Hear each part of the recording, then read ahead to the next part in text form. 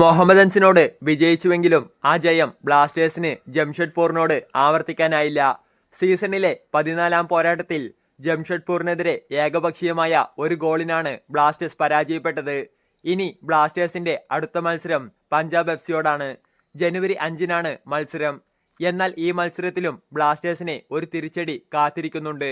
കഴിഞ്ഞ 2 മത്സരങ്ങളിലും ജീസസിന്റെ അഭാവം ബ്ലാസ്റ്റേഴ്സിനെ അലട്ടിയിരുന്നു.